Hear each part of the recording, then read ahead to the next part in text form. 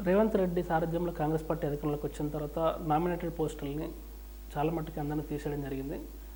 సాధారణంగా ఒక ఒక పార్టీ ఒక ప్రభుత్వం ఎవరికైతే నామినేటెడ్ పోస్టులు ఇచ్చారో పదవులు, ఆ నామినేటెడ్ పోస్టులు అధికారంలోకి వచ్చిన మరో పార్టీ వాళ్ళని కంటిన్యూ చేస్తుందని లేదు. అలాగే సలహాదారులు కూడా. ఎందుకంటే నామినేటెడ్ పోస్టులు అనేటివి ఒక వృద్ధాశ్రమం లాంటి, అంటే ప్రత్యక్ష రాజకీయాల్లో ఎవరికైతే మనం న్యాయం చేయలేకపోతామో, ఎవరైతే మన దగ్గర పదవి ఆశించి భంగపడతారో ఆ వ్యక్తులు నారాజుగా ఉండడానికి, బాధపడకుండా ఉండడానికి ఆ వ్యక్తులను తీసుకొచ్చి మన నామినేటెడ్ పోస్టుల్లో కూర్చోబెడతాం. ఆ కార్పొరేషన్ చైర్మన్, ఈ కార్పొరేషన్ చైర్మన్ అని చెప్పేసి అని ఇచ్చేసి వాళ్ళని మనం మన దగ్గర అట్టు పెట్టుకోవడానికి, మన దగ్గర ఉంచుకోవడానికి, ప్రత్యర్థుల పార్టీలోకి వెళ్ళకుండా మన దగ్గర ఆపుకోవడానికి అదొక ఎర. నామినేటెడ్ పోస్ట్ అంటే ఒక ఎర, అంటే వ్యక్తి నారాజు కాకుండా బాధపడకుండా ఉండడానికి, పక్క పార్టీలకు జంప్ అవ్వకుండా ఉండడానికి, ఆయనకి ఏదో ఒక పదవి ఇచ్చి ఆయనను మన దగ్గర కూర్చొని పెట్టుకోవడానికి ఇచ్చేది నామినేటెడ్ పోస్ట్. సో ఆ నామినేటెడ్ పోస్టులు గత ప్రభుత్వం ఇచ్చింది, టీఆర్ఎస్ పార్టీ ఇచ్చింది. కాబట్టి ఆ పాత ప్రభుత్వం ఇచ్చినటువంటి నామినేటెడ్ పోస్టులని రద్దు చేసి కొత్త వాళ్ళకి ఇచ్చుకునే అధికారం కొత్త ప్రభుత్వానికి ఖచ్చితంగా ఉంటుంది. అందులో భాగంగానే వాళ్ళు సలహాదారులని వాళ్ళు తీసేస్తున్నారు, పాత నామినేటెడ్ పోస్టులను రద్దు చేస్తున్నారు.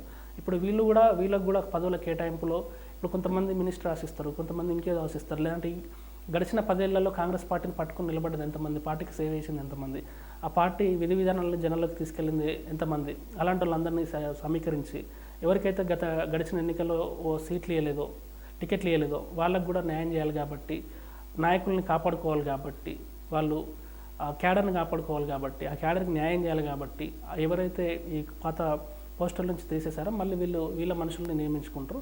అలాగే సలహాదారులు కూడా ఎవరైతే ప్రభుత్వం నుంచి వాళ్ళకు పార్టీకి ఎవరైతే హెల్ప్ చేశారో కష్టకాలంలో వాళ్ళను కూడా సలహాదారులుగా నియమించి వాళ్ళకి నచ్చిన వాళ్ళని ముందుకు తీసుకెళ్లే అవకాశం ఉన్నది.